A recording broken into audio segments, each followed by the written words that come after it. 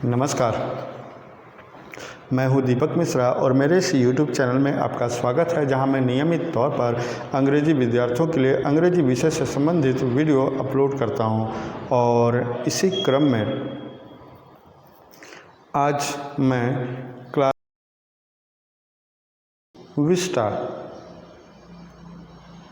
का second chapter the tiger king की summary जानेंगे। यूँ तो फ्लेमिंगो के अधिकांश चैप्टर का मैंने Hindi explanation, line by line Hindi explanation पर आधारित वीडियो अपलोड किया है। चूँकि विस्टा की कहानियाँ काफ़ी लंबी है और इसका लाइन बाय लाइन एक्सप्लेनेशन कई पार्ट में अपलोड करना पड़ेगा और इसके जो क्वेश्चन होते हैं वह भी काफ़ी सीमित ही होते हैं। ऐसे में मुझे लगा कि एक्सप्लेनेशन से ज़्यादा बढ़िया यह होगा कि मैं इसकी समरी अपलोड कर दूं और क्वेश्चन आंसर से संबंधित वीडियो अपलोड कर दूं, तो इससे आपका समय भी बचेगा और क्वेश्चन आंसर भी पूरे हो जाएंगे। तो आइए जानते हैं द टाइगर किंग की समरी। द टाइगर किंग, इसके रचनाकार हैं, इसके लेखक हैं कल्कि रामास्वामी अय्यर। कल्कि रामास्वामी अय्यर का जन्म 9 सितंबर 1899 को हुआ था, जबकि उनका निधन 5 दिसंबर 1954 को हुआ, 1954 को हुआ। और रामास्वामी अय्यर एक तमिल लेखक, पत्रकार, कवि, आलोचक और स्वतंत्रता आंदोलन के कार्यकर्ता भी थे। अब आइए जानते हैं द टाइगर किंग की कहानी के बारे में। तो प्रतिबंधपुरम यानी प्रतिबंधपुर के राजा इस कहानी के नायक हैं और उस राजा का नाम है महाराज जिलानी जंग बहादुर, यानी महाराज जिलानी जंग बहादुर इस कहानी के नायक हैं। He is the hero of this story. अब कहानी शुरू होती है जंग बहादुर के जन्म काल से। चूँकि एक रॉयल फैमिली में एक बालक का जन्म होता है और वह जन्मोत्सव काफ़ी आनंद से मनाया जा रहा होता है, क्योंकि रॉयल फैमिली की बात है। इसी में एक उनके जन्म के बाद, महाराज जंग बहादुर के जन्म के बाद एक ज्योतिषियों का समूह आता है। कई ज्योतिषी होते हैं, ज्योतिषियों का समूह आता है और वे सभी फोरकास्ट करते हैं, देखकर बोलते हैं, यानी भविष्यवाणी करते हैं। भविष्यवाणी में यह कहते हैं कि यह जो बालक हुआ है इस ऐसे नक्षत्र में जन्म हुआ है इसका कि यह शूरवीरों यानी वीरों का वीर निकलेगा, हीरो का हीरो होगा, चैंपियनों का चैंपियन होगा। लेकिन उसके इस लेकिन से कई लोगों के मन में तरह तरह की जिज्ञासाएं उत्पन्न करती है। कुछ लोग सशंकित भी हो जाते हैं। तो उन्हें कहते हैं लेकिन क्या?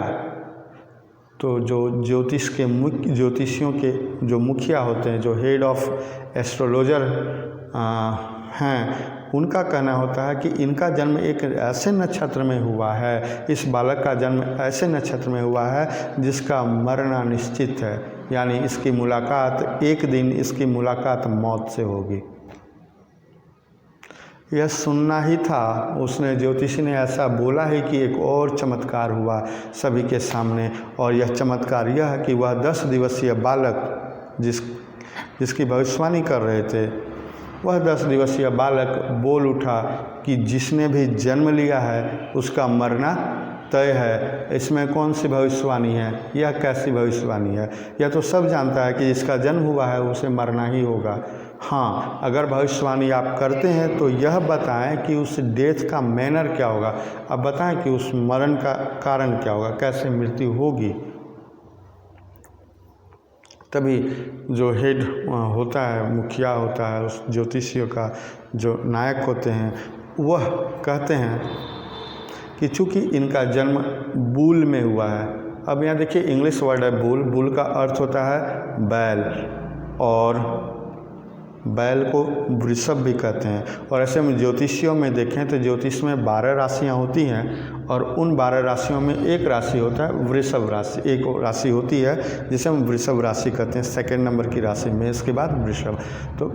तो यहाँ तात्पर्य यही होगा ज्योतिष का।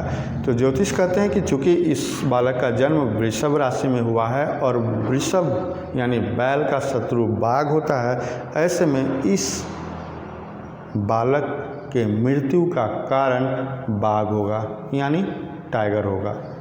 फिर समय बदलता है, धीरे धीरे समय बदलता है, दिन बीतते जाते हैं और जंग बहादुर वह बालक युवा हो जाता है और उसमें वह वीर तो है, वीर हो जाता है, काफ़ी बहादुर होता है। ऐसे में वह टाइगर हंटिंग यानी बाघों का शिकार करने का निर्णय लेता है और वह शिकार करना शुरू कर देता है। इसी क्रम में एक बाघ का शिकार भी कर देता है और तभी जो हेड ऑफ एस्ट्रोलॉजर हैं, ज्योतिषियों के जो मुख्य है, उन्हें बुलाता है और उन्हें कहता है कि आप तो इस बाघ को मेरे मृत्यु का कारण बता रहे थे, लेकिन मैंने इसे मार दिया, आसानी से इस बाघ को मार दिया।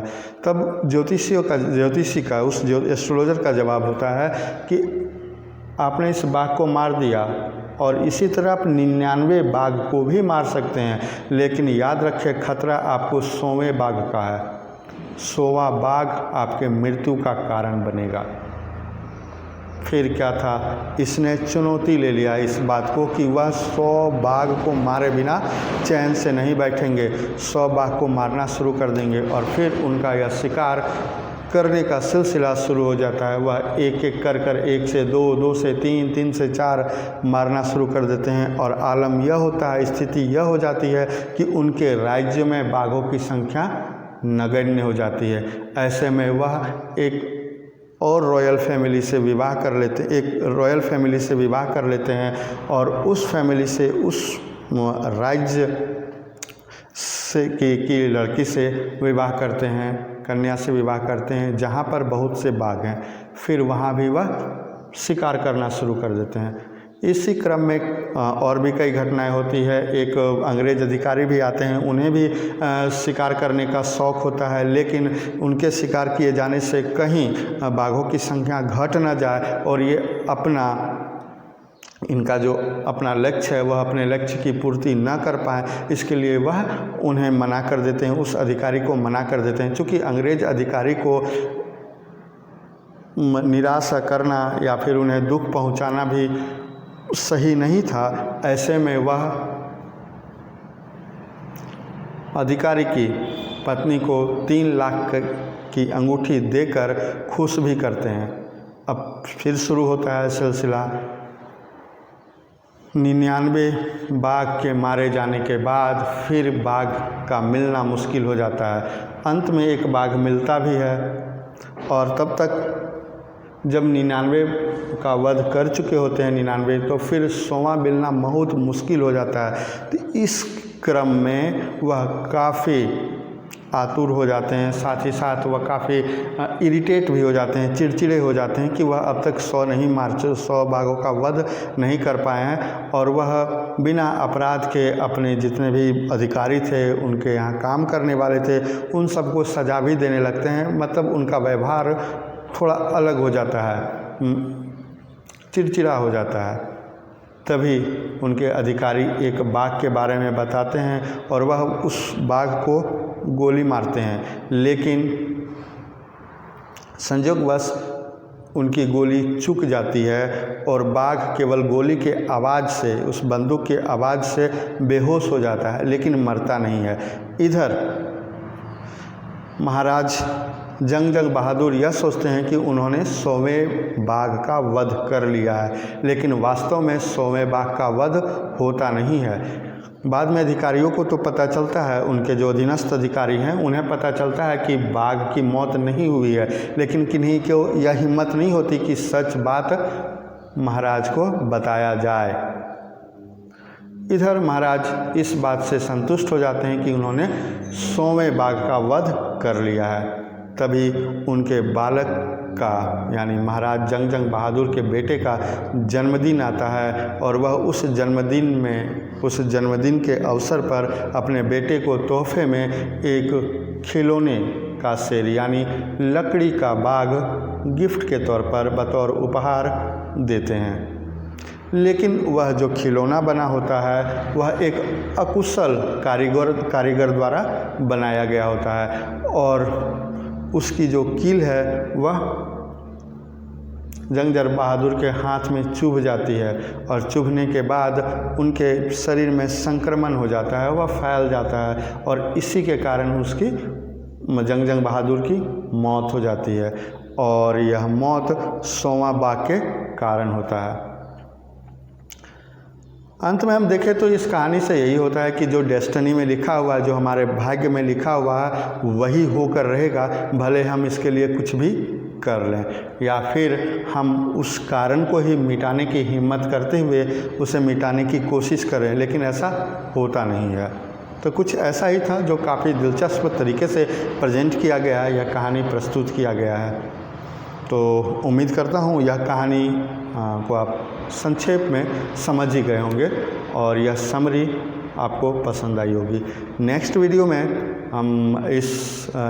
में मैं इस चैप्टर के प्रश्नोत्तर से संबंधित वीडियो अपलोड करूँगा, यानी इसके क्वेश्चन आंसर को सॉल्व करूँगा। आज बस इतना ही। वीडियो देखने के लिए बहुत बहुत धन्यवाद।